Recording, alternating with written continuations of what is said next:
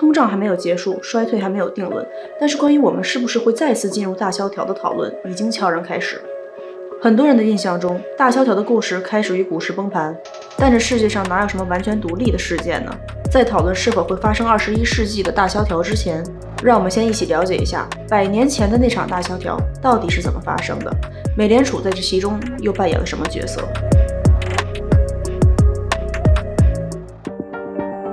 1913年12月23号，国会正式批准通过了 Federal Reserve Act 联邦储备法案，也就意味着美联储系统在立法层面已经得到确立。在联邦储备法案中是这样描述美国联邦储备银行的作用的：美联储的建立将提供一个更有弹性的流通货币，提供可以用商业票据再度抵押贷款的途径，在美国建立对银行业更有效的监管以及其他的目的。建立更有弹性的流通货币是一种非常抽象的描述方式。如果我们更具象的去解释这个定义的话，应该说美联储作为有政府背书的银行，可以给其他的银行提供抵押贷款的服务，通过调整这个放贷业务的利率 discount rate 贴现率来对市场上的货币量进行调整。理论上，贴现率低于市场利率的时候，银行就更有意愿用自己持有的资产抵押给美联储换取流通货币，导致市场中货币量上升。而相反，贴现率高于市场利率的时候，银行就不会有意愿向美联储进行抵押贷款，那么市场中的货币量就不会增加，甚至会减少。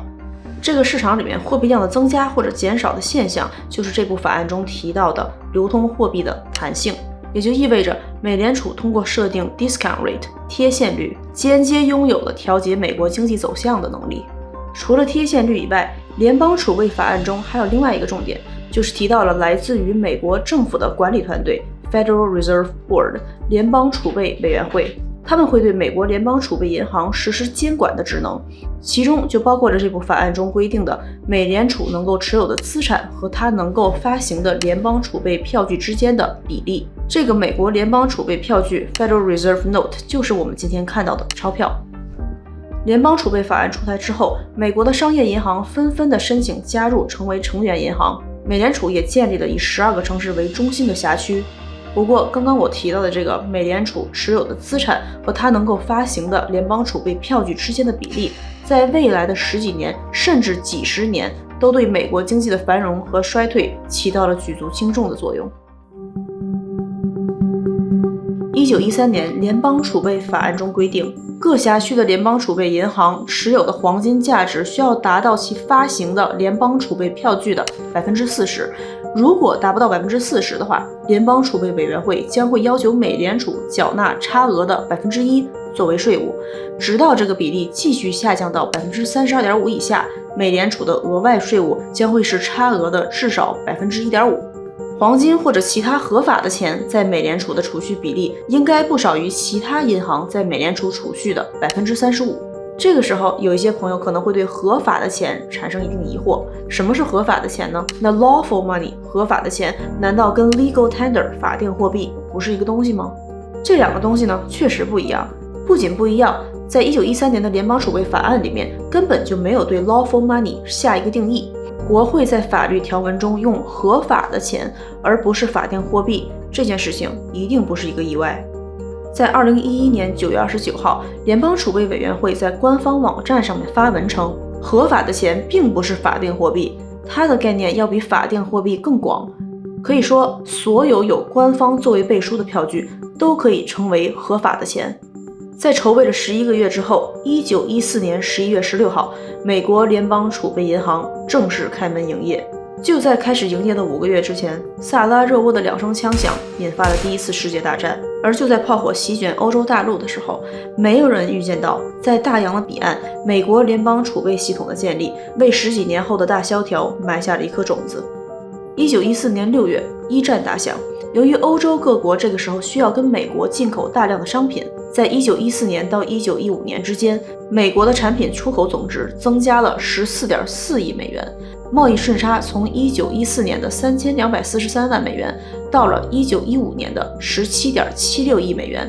翻了大概 5.5 倍。而在这个时期，由于军费的上涨，欧洲各国都暂时在国内脱离了金本位，这也就意味着大量的黄金流入到了美国。随着美国的黄金储备越来越多，按照联邦储备法案中的规定，美联储能够发行的新的联邦储备票据的总价格应该是要高于新增加的黄金的总价格的。时任的美联储主席 William Harding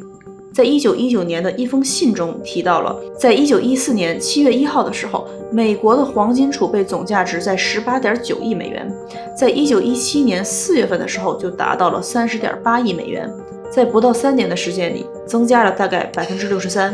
同样在这个时期，美国银行中的净储蓄量也从1914年6月的179亿美元增加到了1917年6月的248亿美元。随着美国财富的逐年上涨，美国参与一战的想法也被提上了日程。国会在这个时候也在筹备着对联邦储备法案进行修改，来支持美国下一步的大动作。一战打响的3年之后，1917年4月2号，美国国会向德国宣战，正式参与到了一战之中。与此同时，美国的黄金也出现了外流的趋势。国会在2个月后的6月21号通过了联邦储备法案的修正案，在黄金的储备和能够发行的联邦储备票据之间的比例上进行了调整。如果我们来对比一下1913年出版的第一份联邦储备法案和1917年出台的联邦储备法案修正案的话，我们可以发现里面多出了这样一句话：当美联储代理人持有黄金和黄金凭证作为联邦储备票据的抵押品的时候，黄金和黄金凭证都可以被当作黄金储备，以此来达到符合其持有联邦储备票据量的标准。也就是说，在修正案出台之前，黄金和能够发行的票据之间的比例是 40%， 但是修正案之后，在分子的部分多加了一份黄金凭证，美联储可以在它持有的实体黄金总量不变的情况下，去发行更多的联邦储备票据，促进了市场中货币量的增长。在这份联邦储备法案被批准的3个月之后，国会又通过了 Trading with the Enemy Act 对敌贸易法案，给货币量的增加创造了更理想的条件。对敌贸易法案授权总统在战时对国际出口和外汇交易中金、银或者其他货币形式的外流的情况进行限制或者禁止。这部法案通过以后，美国的货币黄金总量在这战争的2年期间几乎没有变化。不过从1917年4月6号到1919年6月30号之间，美国财政部的负债总量在战争期间直线上升，在战争的2年间增加了240亿美元。也是在这个时期，美国通过发行 Liberty Bond 自由债券，在市场上面筹集了210亿美元的战争资金。战争与突然增加的货币量大大增加了美国的通胀压力。如果大家认为上世纪70年代 14% 的通胀指数已经是让人大跌眼镜了的话，那么在1916年到1919年物价上涨的程度就只能用不可思议来形容了。一战打响之后，突然增加的货币供应量对美国国内的物价产生了爆发式的冲击。在美国1789到1945年的历史档案中，我找到了这样一份数据。这份数据中把1913年的物价设定为100，那么我们可以看到1916年跟1915年相比，整体物价的涨幅达到了 14%， 而1917年跟1916年相比，涨幅更是达到了 19%。 如果单看食品价格的话，1916年跟前一年相比，年增长达到了 16%， 1917年跟1916年相比，又上涨了 38%。这样疯狂的物价上涨一直持续到1920年才结束，在这之后物价出现了大幅度的回落。1921年跟1920年相比，整体物价下降了 16%， 食品价格下降了 37%， 也就是出现了非常严重的通缩现象。那这个期间到底发生了什么呢？当时的美联储主席 Benjamin Strong 认为，加息是能够减缓货币供应量增加的方式，尤其是将 discount rate 至少上调到当时美国国债收益率上。截止到1919年10月31号，美联储设定的不同资产的贴现率是在大概 4% 到 5.5% 之间。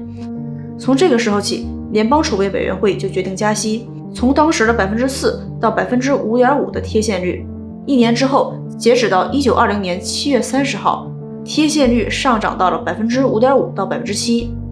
这种加息的速度听起来好像并不是非常的快，但是我们看数据的话，就可以非常明显的看到，工厂就业率下降，美联储放出的货币量下降，基础产业的生产指数下降。1919年有63家银行倒闭，1920年有155家银行倒闭，到了1921年，这个数字增加到了506家。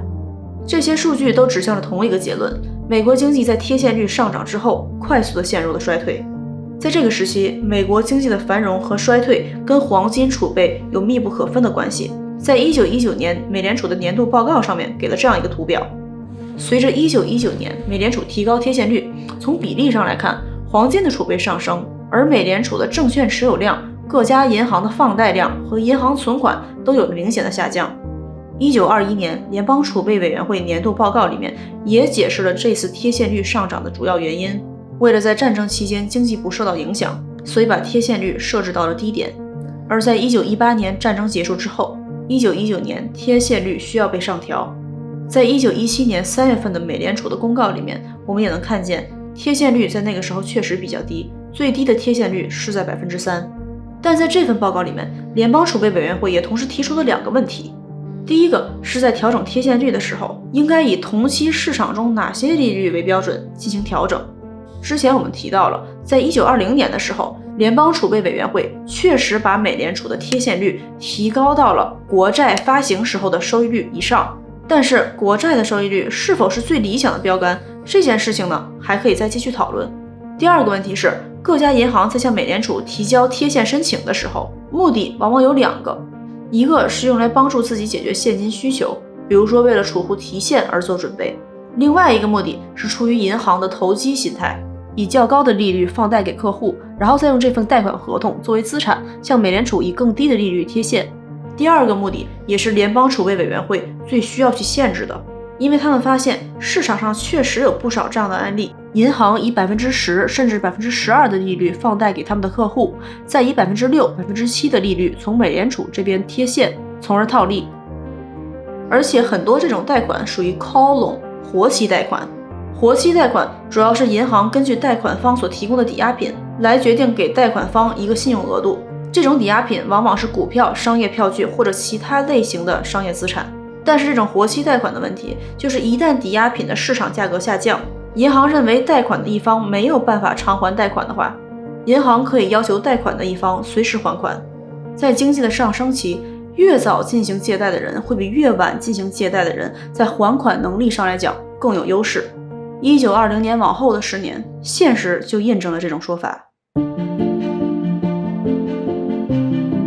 1921年以后，联邦储备委员会开始掉头下调贴现率，美国的经济似乎在朝着回暖的方向发展，经济形势触底反弹，一片的欣欣向荣。虽然1923年联邦储备委员会将贴现率再次提升，引起了小幅度的经济衰退。另外，由于福特汽车商业策略的改变，裁员了6万人，在1926和1927年之间形成了一次非常小型的经济衰退以外，从1921年到1929年之间，美国的经济稳步增长。但是台面上的经济增长并不能让我们忽视美联储内部的意见分歧。看得仔细的观众可能发现了，在美联储的贴现率的表格里面，哪怕是同一类资产，在不同的辖区贴现率也是不一样的。也就是说，在这个时期，12个不同地区的美联储对自己的贴现率是有不同看法的。那这12个地区如果想对自己的贴现率进行特别调整的话，是要跟联邦储备委员会进行申请的。在1927年，国会通过 McFadden Act，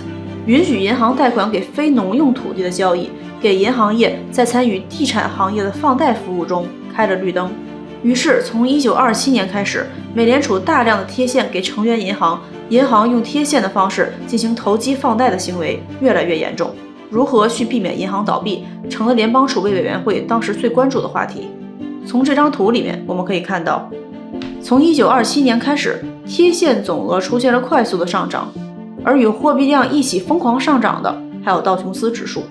但是1927年之后，联邦储备委员会对于市场中的投机行为反应非常缓慢，而且美联储的系统里，银行家和政治决策层对于如何解决投机行为的态度上也发生了很大的分歧。联邦储备委员会认为，联邦储备法案并没有直接提到使用美国联邦储备银行作为创造或者扩大投机信贷的来源。当成员银行出于提供投机性贷款或者维持投机性贷款的目的而向美联储借款的时候，它的贴现请求就不具有合理性。但是银行家一方认为，第一，美联储的成员银行在持有法律认可的资产的情况下，美联储是没有理由拒绝给银行贴现的。第二，行政手段的干预只有在银行借款超出规定时长，或者说借款的总量远远大于其他成员银行的时候才可以采用。第三，不管是卖出政府债券、减少企业贷款或者减少抵押贷款，都是成员银行内部管理的决策，美联储是没有资格去干预的。第四，想要解决证券投机的情况，就要提高贴现率。这场博弈之中最具有代表性的就是纽约联储的主席 George Harrison， 他本来就对联邦储备委员会在一战之后没有及时提高贴现率表示不满。在投机行为不断发酵的这几年中，他一次又一次的去申请要提高贴现率，可是一次又一次的被联邦储备委员会拒绝。而直到1929年8月份的时候，联邦储备委员会终于把贴现率提高到 5% 的时候，纽约联储认为已经太晚了。仅仅过了2个月之后，这场击鼓传花的金钱游戏走到了终点。10月24号，美国的股市经历了当时历史上最大的一次崩盘，华尔街哀鸿遍野，交易大厅一片狼藉，甚至有人从办公楼上一跃而下。这一天史称黑色星期四，也是大萧条的开篇。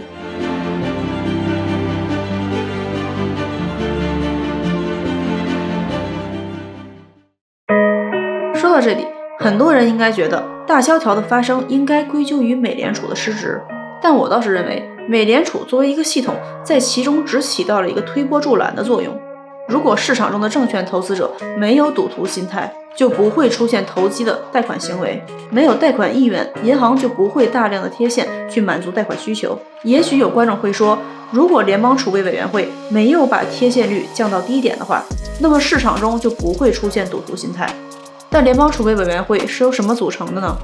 是人。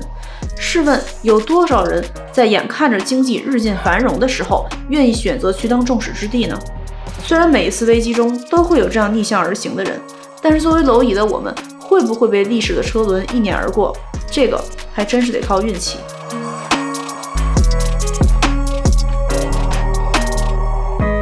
那这一期关于美联储和大萧条前兆的话题就先聊到这儿，期待看到你们的留言。那我们下期再见，拜拜。